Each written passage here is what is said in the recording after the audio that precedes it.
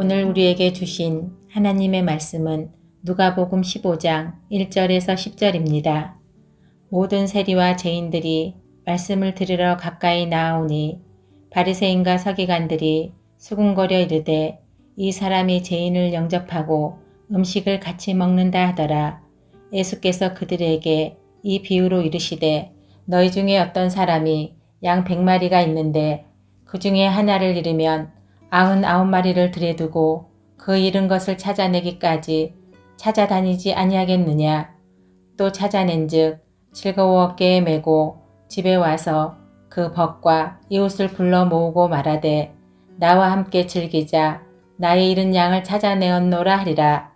내가 너희에게 이르노니 이와 같이 죄인 한 사람이 회개하면 하늘에서는 회개할 것 없는 의인 99으로 말미암아 기뻐하는 것보다 더하리라. 어떤 여자가 10드라크마가 있는데 하나를 잃으면 등불을 켜고 집을 쓸면 찾아내기까지 부지런히 찾지 아니하겠느냐. 또 찾아낸즉 벗과 이웃을 불러 모으고 말하되 나와 함께 즐기자. 잃은 드라크마를 찾아내었노라 하리라. 내가 너희에게 이르노니 이와 같이 죄인 한 사람이 회개하면 하나님의 사자들 앞에 기쁨이 되느니라. 아멘.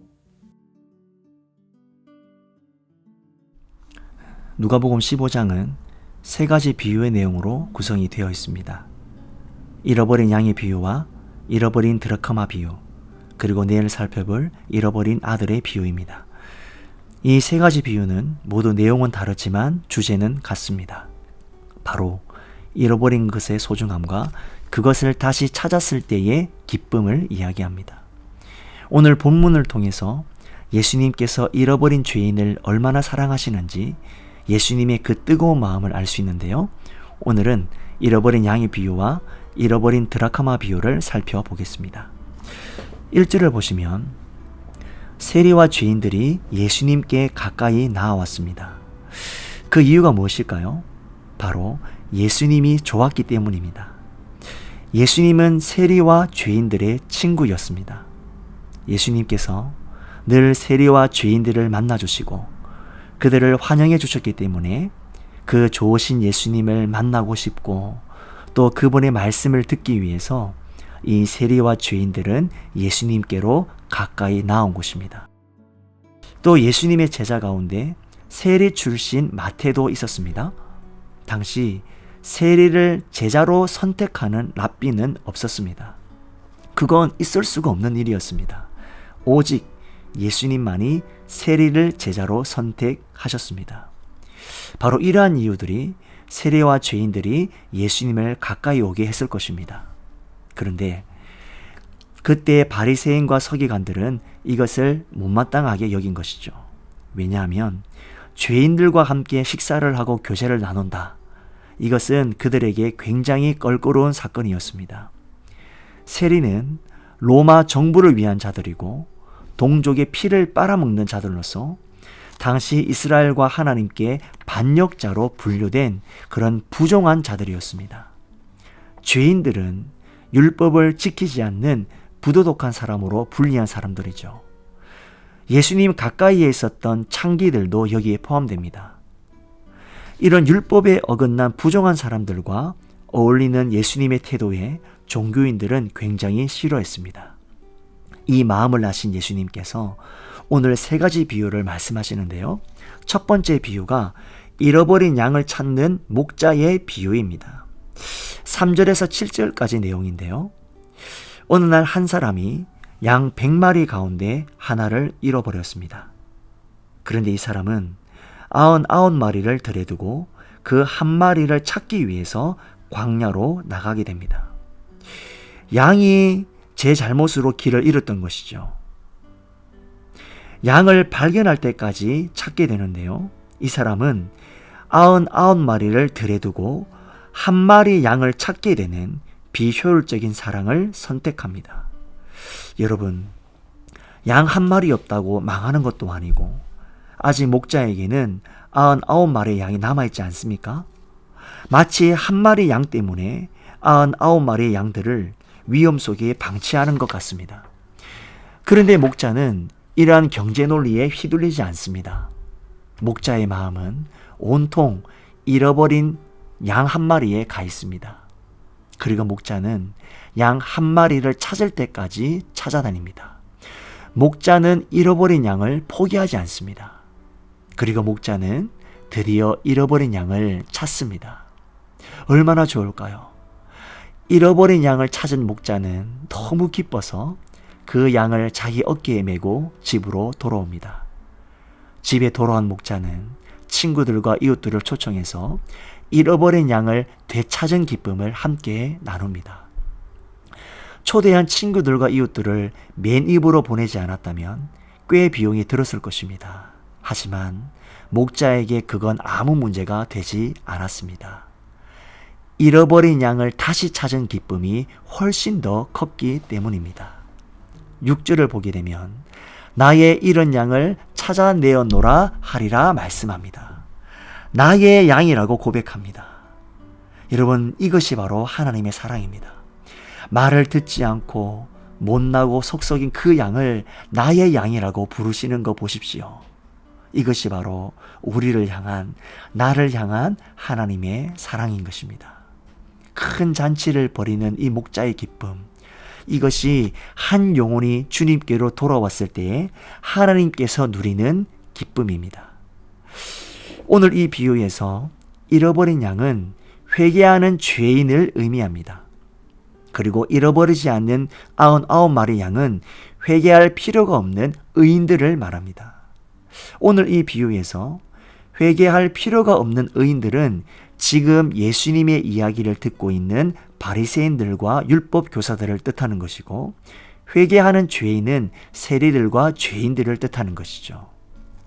오늘 이 비유를 통해서 예수님께서 오늘 우리에게 말씀하시는 것은 무엇입니까? 바로 예수님은 이런 잃어버린 자들을 찾아 구원하러 이 땅에 오셨다라는 것이죠. 누가복음의 큰 주제는 잃어버린 자, 죄인을 찾아 구원하러 오신 예수님입니다. 여러분, 우리도 잃어버린 양이었습니다. 예수님께서 우리를 찾아 구원하지 않으셨다면 방황하다 죽을 수밖에 없는 그런 죄인들이었습니다. 이런 우리를 주님은 사랑하셔서 우리를 찾아 구원하셨습니다. 그렇다면 이 비유를 통해 예수님께서 바리새인들과 율법 교사들에게 하고 싶었던 말씀은 무엇입니까? 하나님은 회개할 필요가 없다고 생각하는 의인 99명보다 회개하는 죄인 한 사람을 더 기뻐하신다라는 것입니다. 오늘 우리도 하나님께서 어디에 초점을 두고 계시는지 알아야 됩니다. 한 영혼이 회개하고 죽게 돌아올 때에 하나님은 온통 거기에 관심과 기쁨을 가지신다라는 것을 깨닫고, 오늘 이 아침에도 정말 상한 심령으로 우리의 죄를 자복하고 회개하며 주님 품 안에 안기는 귀한 어린 양들이 되시기를 주님의 이름으로 축원드립니다. 바로 이것이 하나님을 기쁘시게 해드리는 것입니다. 동일하게 예수님께서 또 하나의 비유를 말씀하시는데요. 비슷한 내용입니다. 8절을 보게 되면 어떤 한 여자가 10 드러카마가 있는데 한 드러카마를 잃어버립니다. 여러분, 한 드러카마는 하루의 품삯입니다. 꽤 큰 돈인 것이죠. 그래서 등불을 켜고 바닥을, 먼지가 있는 그 바닥을 쓸어냅니다. 때로는 가구를 옮기고 허리를 숙이고 땀을 흘리면서 부지런히 찾아갑니다. 그것을 찾을 때까지 샅샅이 뒤진 것이죠. 이 비유를 통해서 예수님께서 우리에게 말씀하시는 것은 동일합니다. 예수님은 잃어버린 자를 찾아 구원하러 오셨다라는 것입니다. 잃어버린 동전을 찾기 위해 등불을 켜고 온 집안을 쓸며 그것을 찾을 때까지 샅샅이 뒤지는 여인처럼 예수님은 잃어버린 자를 찾으십니다. 예수님께서 이런 우리를 찾아 구원하시기 위하여 이 땅에 오셨습니다. 우리가 바로 그런 귀한 존재입니다. 이 비유를 통해서 예수님께서 바리새인들과 율법 교사들에게 하고 싶었던 말씀은 동일합니다. 9개의 드라크마로는 충분하지 않다라는 것이죠. 잃어버린 한 드라크마를 찾아야 된다는 것입니다. 회개할 필요가 없는 의인들도 중요하지만 회개하는 한 사람이 더 중요하다는 것이죠. 드라크마를 찾는 애타는 심정으로 잃어버린 한 영혼을 찾으라는 것입니다. 사랑하는 성도님 여러분, 예수님께서 이 땅에 오신 목적이 무엇입니까? 바로 잃어버린 자들을 찾아 구원하시기 위함입니다. 누가복음 19장 10절 말씀을 보시면 인자가 온 것은 잃어버린 자를 찾아 구원하려 함이니라. 그렇습니다. 예수님의 생애는 잃어버린 자를 찾아 구원하는 생이었습니다. 예수님이 인간의 몸을 이끌고 이 땅에 오신 이유도 잃어버린 자를 찾아 구원하기 위함이었습니다. 그분이 십자가에 죽으시고 부활하시고 승천하시고 성령님을 보내주심도 잃어버린 자를 찾아 구원하기 위함이었습니다. 아니, 잃어버린 자만을 찾아오신 것이 아니라 하나님 품을 떠남으로 잃어버린 것들을 다시 회복시켜 주시기 위하여 이 땅에 오셨습니다. 잃어버린 자만이 아니라 잃어버린 것들을 회복시켜 주시기 위하여 오셨어요. 여러분, 예수님의 관심은 잃어버린 자에게 있습니다. 한 영혼이 천하보다 귀합니다. 예수님은 한 영혼에 집중하셨고 한 영혼을 천하보다 귀하게 여기셨습니다. 사람들이 보기에는 보잘것없는 단 한 사람이다 할지라도 그 한 사람의 가치는 정말 소중합니다. 하나님은 분명한 목적을 가지고 나를 만드셨기에 나는 하나님에게 정말 소중한 존재입니다.